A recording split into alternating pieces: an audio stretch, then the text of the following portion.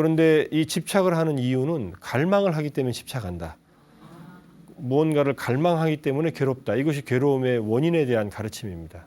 갈망하지 않으면 괴로운 것도 없습니다. 근데 뭔가를 갈망하지 않는다는 것은 그러면 어떻게 사는 걸까요? 되는 대로 사는 건가요? 내가 뭐 갈망하지 않고 누군가 해주나요? 뭐든지? 그러지 않는다는 것. 그래서 갈망할 때에 우리를 괴롭게 하는 갈망이 세 가지가 있다. 근데 하나는 직접적으로 얻는 그런 갈망이고 또 하나는 괴로움에서 벗어나려고 할 때 잘못 집착하는 그런 갈망이 있습니다. 감각적 쾌락을 탐하는 것. 이것은 일시적으로 안정을 주고 그 다음에 긴 시간 동안 어려움에 처한다. 이렇게 얘기를 합니다. 근데 이제 감각적 그 쾌락은 우리가 인간으로 살아가면서 기본적으로 갖춰야 되는 그러한 기본 쾌락이기 때문에 이것을 다 거부하고 살 수는 없습니다. 좀 맛있는 것도 좀 먹어야 되고 좋은 옷도 좀 입어야 되는데 지나치면은 의미가 없다. 지나치면은 더 이상 행복감을 못 느낀다. 이렇게 얘기해요. 그래서 물질적으로 아무리 풍요롭더라도 만족 못하고 행복을 못 느끼는 사람들은 물질이 가져다주는 행복은 한계가 있다는 것을 몰라서 그렇습니다. 새로운 물질을 자꾸 쫓아도 더 이상 행복해질 수 있는 가능성이 별로 없다는 얘기예요. 이게 현대 심리학자들이 감각적인 쾌락이 주는 행복에는 한계가 있다는 것을 나름대로 발견한 얘기고 부처님께서도 이것은 함정이 있다라고 이렇게 얘기를 합니다. 마치 날카로운 그 칼에 묻은 꿀을 먹는 것처럼 꿀만 먹지 못하고 잘못하면 혀를 벤다는 얘기예요. 그다음에 개미가 꿀 먹다가 꿀에 빠져 죽는 것처럼 꿀이 좀 흘러 있으면 개미들이 달라들어서 먹다가 많이 빠져 죽어 있는 거 보신 적이 있죠. 우리가 쾌락만 추구하다 보면 그런 인생을 살게 된다는 얘기예요. 언젠가는 몸이 다 망가지고 마음도 피폐해지고 그리고 나서는 인생의 이제 끝이 오게 된다는 거예요. 쾌락을 얻을 때는 조심해서 얻고 한계를 알고 얻어라 이렇게 얘기를 합니다. 얻지 말라고는 안 하셨어요. 그런 다음에 두 번째 가래는 행복해지려는 것도 가래이다. 좀 슬프죠 이거는.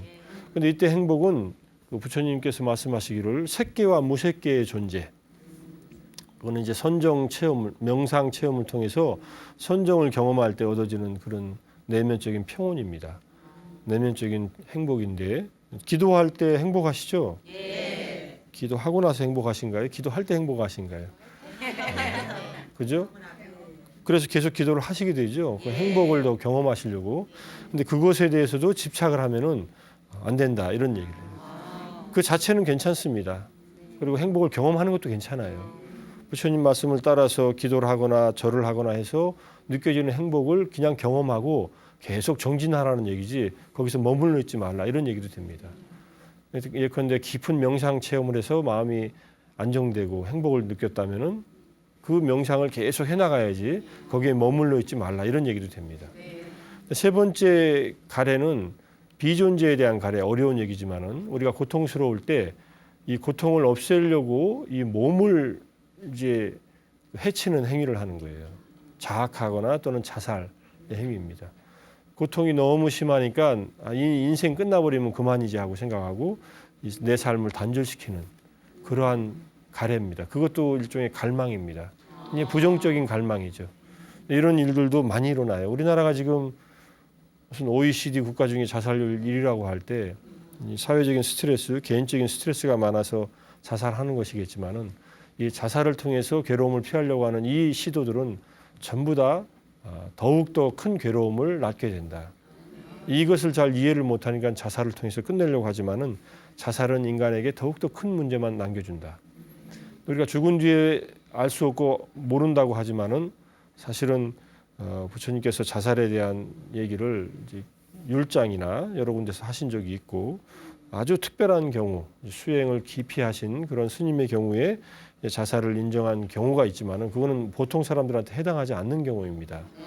자살을 하기 직전에 아란이 된다거나 깊은 수행을 하다가 뭐 그런 경우가 있어도 자살 자체는 인정하지 않습니다. 그리고 안락사라는 것도 인정하지 않습니다. 다른 사람이 괴로운 것을 괴로움을 덜어주려고 뭐 그렇게 삶에 집착하고 그러느냐 빨리 그만 정리하고 가는 것도 좋지 않느냐 이런 말을 했는데 상대방이 그 말을 듣고 약을 안 먹고 곡기를 끊고 죽었어요 일찍. 그것이 1분이건 30초건 그러면은 이 사람은 이 살인을 저지른 것이 된다고 그래요. 그래서 그런 얘기를 해서 상대방에게 어떤 죽음을 앞당기는 일을 초래하지 말 것 이런 얘기를 합니다. 그래서 안락사시키는 것도 부처님은 반대하셨다 이런 입장에서 말씀을 드리고요. 그래서 이 세 가지 가래, 감각적 쾌락에 대한 가래, 영원히 행복하려는 가래, 그 다음에 고통을 피하려고 자기의 생명을 끊는 이 가래, 이 세 가지는 우리의 고통을 초래하는 원인이 된다. 이게 이제 고집에서 괴로움의 발생 원인이라고 하는 진리를 부처님께서 말씀하신 겁니다. 근데 이거는 우리가 일상생활 속에서도 많이 일어나는 그리고 실제로 지금 끊임없이 일어나는 그런 갈망들이기 때문에 근데 갈망 중에서 이런 갈망들은 극복해야 되지만은 우리가 1차적으로 필요한 갈망은 두 번째 갈망은 우리한테 필요한 갈망입니다. 내가 더 행복해지려고 기도하고 정진하고 노력하는 것은 일단은 필요하다는 거예요.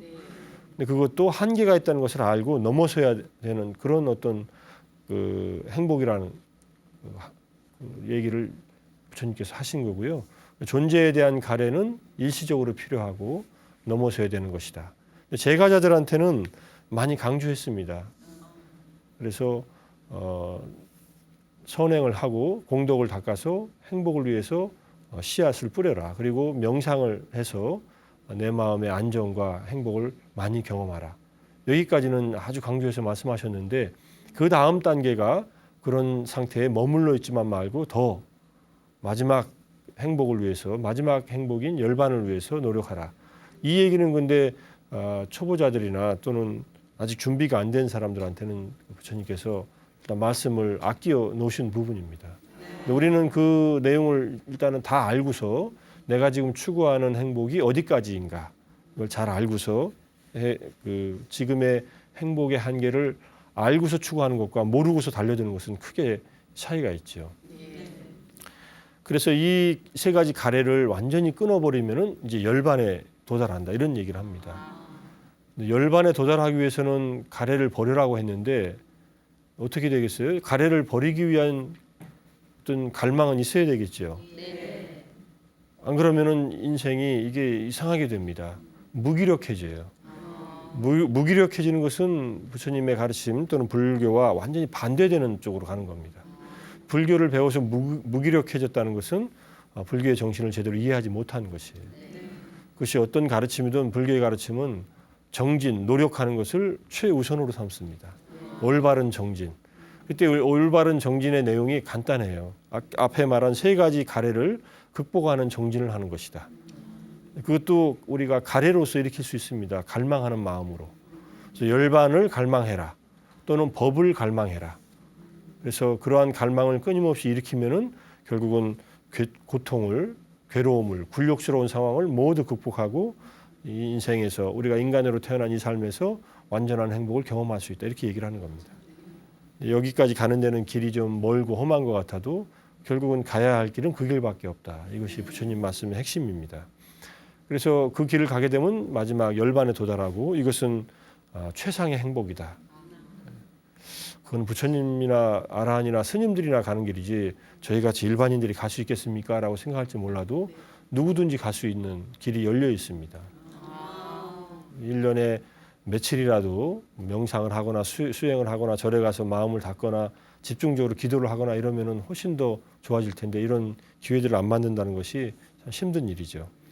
자, 그래서 결국은 우리가 괴로움을 없애기 위해서는 이러한 도를 닦는 일, 초기 불교에서는 특히 팔정도로 얘기했고, 뭐 대승불교에서는 육바라밀로 얘기한 이 실천 수행의 길을 가는 것밖에 없습니다. 이것은 근데 간단하게 말하면 도덕적인 규범을 잘 지키고, 5계를 기본적으로 지키고, 더 나아가서는 10선업을 닦고, 그 다음에 명상을 하고, 마음을 맑히는 명상을 깊이 있게 하고, 그 다음에 지혜를 갖추면은 누구나 이 길을 가고 있는 겁니다. 지금 사실 이렇게 같이 공부하고 있는 이 자리도 도를 같이 가는 그런 길이라고 생각하시면 됩니다. 이 방송을 보시는 시청자 여러분들도 이러한 이제 불교 TV나 이제 이런 매체를 통해서 공부하는 것도 우리가 도를 가는 길이다 이렇게 생각하시고, 근데 나는 지금 어떤 실천을 하고 있는가? 마음으로 내 마음속에 일어나는 번뇌를 다스리고 있는가? 아니면 내 마음속에 일어나는 그 굴욕적인 상황에 계속 그냥 마음을 들끓고 괴로워하고 살고 있는가 하는 것을 잘 이해를 해야겠죠. 자, 그래서 이 팔정도를 가는 길 하나하나 자세한 설명은 나중에 이제 또 정리해서 말씀을 드리겠지만은 계정의 사막을 닦는 길, 팔정도를 닦는 길이 우리 삶을 결국은 최상의 행복으로 이끄는 길이다. 열반으로 이끄는 길이다. 이렇게 이해하시면은 불교가 그렇게 어렵지는 않습니다. 살기가 어렵지 머리로 파악하는 것은 어렵지 않아요. 예. 그렇게 잘 안 사라져서 문제죠. 그래서 모든 집착을 내려놓고 우리를 괴롭게 하는 집착을 내려놓는 거예요. 그래서 지금 단계에서 모든 집착을 내려놓으면은 안 되고 우리를 괴롭게 하는 잘못된 집착을 내려놓고 우리를 성숙시킬 수 있는 그러한 좋은 법에 대한 집착은 일단은 가져라. 그래서 공부하려 하고 수행하려 하고 노력하려고 하는 이러한 집착이 없다는 것은 그거는 불자로서의 기본적인 불교에 대한 이해나 자질이 없다는 얘기입니다. 그래서 열심히 기도하고 수행하고 공부하는 이 자세가 계속 이어질 때 나중에는 그것을 내려놓게 되는 그러한 상황이 오기 때문에 그렇게 이해를 하시면 되고요. 그래서 고집멸도에 대한 얘기를 간단하게 드렸는데 이런 그 내용들이 우리가 불자로서 이해할 내용이기도 하고 심리학자들이 불교 내에서 이게 불교 심리학이 과연 인간의 괴로움을 이해하고 괴로움의 원인을 이해하고 또 괴로움이 소멸할 수 있다는 사실을 이해시켜주고 거기에는 구체적인 방법이 있구나 하는 것을 얘기한다는 것을 이 마크 앱스타인이라는 이 정신과 의사가 이분뿐만 아니라 대부분의 심리학자들 또는 이 불교 공부를 한 서양 사람들은 이 사성제에 대해서 자기들의 어떤 치료 모델과 연결시켜서 굉장히 좋은 어떤 그런 접근 방법이라고 이렇게 생각을 하고 있습니다.